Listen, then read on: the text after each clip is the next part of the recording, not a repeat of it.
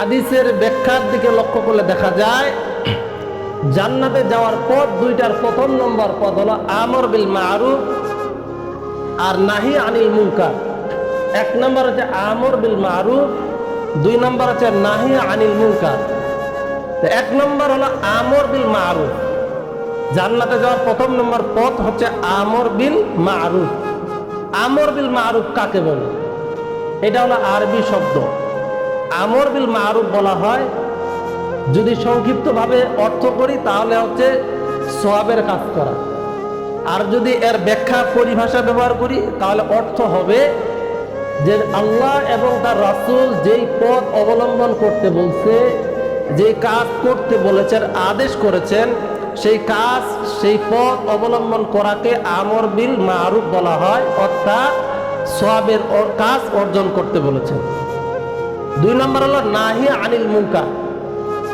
যদি শর্টকাট তর্জমা করি, অর্থ করি, তাহলে অর্থ হচ্ছে সকল প্রকার গুনাহের কাজ করা থেকে বিরত থাকা। নাহি নিষেধ করেছেন, বিরত থাকতে বলতেছেন। নাহি আনিল মুনকার, সমস্ত মুনকার খারাপ কাজ থেকে। পরিভাষায় বলা হয় আল্লাহ এবং তার রাসূল যে কাজ থেকে নিষেধ করেছেন, যে কাজ থেকে ফিরতে বলছেন, যে কাজ থেকে মানা করেছেন, সেই কাজ থেকে ফিরে আসা, সেই কাজ থেকে নিজেকে গুছায় নেওয়াকে নাহি আনিল মুনকার বলা হয়। তাহলে জান্নাতে যাওয়ার পথ বলেছিলাম দুইটা। এক নম্বর হলো সওয়াবের কাজ অর্জন করা, এতক্ষণ আরবি বলছে এখন বাংলা। এক নম্বর হচ্ছে সওয়াবের কাজ অর্জন করা, দুই নম্বর যে কাজ নিষেধ করেছেন তা বর্জন করা। এই দুই কাজ যদি আমরা করি আমাদের জান্নাতে যাওয়ার জন্য যথেষ্ট হয়ে যাবে। সুবহানাল্লাহ।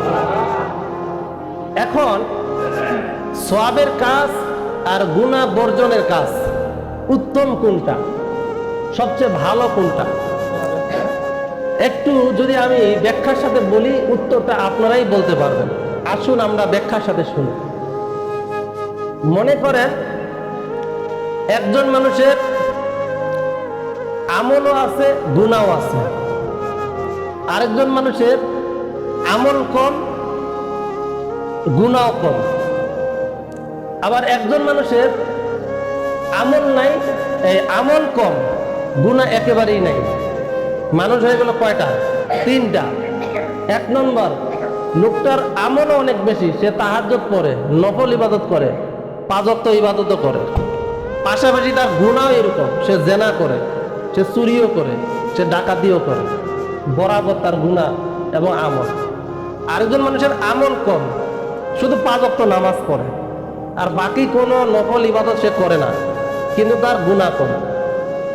আরেক ব্যক্তি যার গুনাহ নাই কিন্তু আমল কম, মনে করেন শুধু আল্লাহ তাআলা যে জিনিসগুলো ফরজ করছে, ফরজ ওয়াজিব সুন্নতে মুআক্কাদা, ফরজ ওয়াজিব সুন্নতে মুআক্কাদা এগুলো করে, বাকি নফল ইবাদত করতে পারে না, কিন্তু তার জীবনে গুনাহ নাই।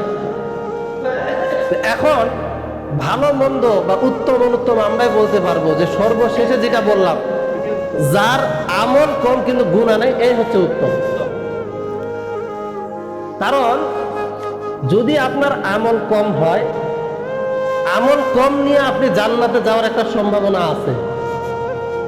কিন্তু আপনার যদি গুনাহ বেশি থাকে, গুনার ছোটাও যদি আপনার শরীরের মধ্যে লাগা থাকে, যেমন সাদা কাপড়, সাদা কাপড়ে হালকা যদি একটু পানের পিত লাগে দেখা যায়, কাদা যদি লাগে দেখা যায়, কলমের কালি যদি লাগে দেখা যায়।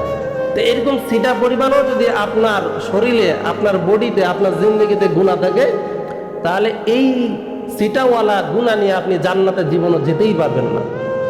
তাহলে আমল কম হলেও আপনি জান্নাতে যেতে পারবেন কোনো এক সময়, কিন্তু আপনার জিন্দগিতে যদি ছিটা পরিমাণও গুনাহ থাকে আপনি জান্নাতের দরজাও যেতে পারবেন না। তাহলে বোঝা গেল আমাদেরকে আমলের চাইতে গুনাহ পরিত্যাগ করতে হবে, এটা নিয়ে চিন্তা বেশি করতে হবে। এখন গুনাহ মাফ হওয়ার রাস্তা দুইটা, গুনাহ মাফ হওয়ার রাস্তা দুইটা। এক নম্বর গুনাহ মাফ হওয়ার রাস্তা হচ্ছে দুনিয়া, আরেকটা গুনাহ মাফ হওয়ার রাস্তা হচ্ছে আখিরাত। দুনিয়ার জমিনে গুনাহ মাফ হওয়ার রাস্তাকে বলা হয় মাগফিরাত, অর্থাৎ মাগফিরাতের ভিতরে কয়েকটা জিনিস থাকবে। আপনি ইস্তেগফার, তওবা করবেন। দুই নাম্বার আল্লাহর কাছে ক্ষমা চাইবেন। 3 নাম্বার যে গুনাহগুলো করেছিলেন সেগুলো থেকে ফিরে আসবেন। 4 নাম্বার আপনি খাঁটি দিলে তওবা করুন, আর জীবনে গুনাহই করব না। এটা হচ্ছে দুনিয়ার জমিনে মাগফিরাত। আপনি যদি এটা করতে না পারেন, দুনিয়ার জমিনে আপনি মাগফিরাত অর্জন করতে পারলেন না, আল্লাহর কাছে ক্ষমা নিতে পারলেন না, আপনি গুনাহ থেকে ফিরে আসতে পারলেন না, আপনি নামাজ এখনো ধরতে পারলেন না, তাহলে তো আপনার দুনিয়ার জমিনে আপনি আপনার গুনাহ মাফ করাইতে পারলেন না। তাহলে আপনার 2 নম্বর রাস্তা হচ্ছে আপনি কবর জগতে গিয়ে আপনার গুনাহ মাফ করাইতে হবে। কবর জগতে গিয়া, হাসরের ময়দানে গিয়া আপনার গুনাহ মাফ করাইতে হবে। তা তো সহজ ব্যাপার। গুনাহ মাফ হওয়ার রাস্তা একটা এখনো আছে। হ্যাঁ, গুনাহ মাফ হওয়ার রাস্তা এখনো একটা আছে, কিন্তু ওইটা কখন? আপনার আমলনামা ওজন কইরা মাইপা যখন আপনি হলেন জাহান্নামী, জাহান্নামে অনন্তকাল জ্বলবেন। কতদিন? যতদিন আপনি গুনাহ করেছেন, যেই পরিমাণ গুনাহ করেছেন তার পরিমাণ তাকে সাজা দেওয়ার পরে যারা পরিমাণ ঈমান থাকার কারণে আল্লাহ তাআলা আপনাকে জান্নাত দিয়ে ধন্য করবে। সুবহানাল্লাহ। জান্নাত দিবেন আপনাকে। দুনিয়ার জমিনে গুনাহ মাফ করাইতে পারেন নাই, অর্থাৎ দুনিয়ার জমিনে আপনার কোনো লাভ হয় নাই। মৃত্যুর পরে আপনি জান্নাতে যাবেন কবে? আপনার গুনাহ মাফ হলে তবে। কিন্তু আপনার গুনাহ মাফ হবে কেমনে? আপনাকে আযাব দিবে যখন, আপনার গুনাহ মাফ হবে তখন, জান্নাতে যাবেন তখন। এখন কতদিন জাহান্নামের আগুনে জ্বলবেন? এই যে দেখেন এইখানে বসছেন, কেউ বসছেন ফ্লোরে, কেউ বসছেন ফ্লোরের উপরের কার্পেটের উপরে। দুইজনের ভিতরে আকাশ পাতাল ব্যবধান। কেমন ব্যবধান? যারা ফ্লোরে বসছে তাদের শরীরটা একটু শীতলতা অবলম্বন করতেছে, যারা কার্পেটের উপরে বসছেন তাদের গরমটা একটু বেশি লাগতেছে।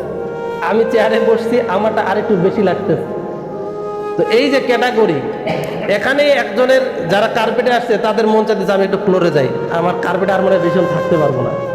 আবার যারা ফ্লোরে আছে, ওই ফ্লোরটাও যখন গরম হয়ে যাবে তখন সে চিন্তা করে আমি একটু বাইরে যাই।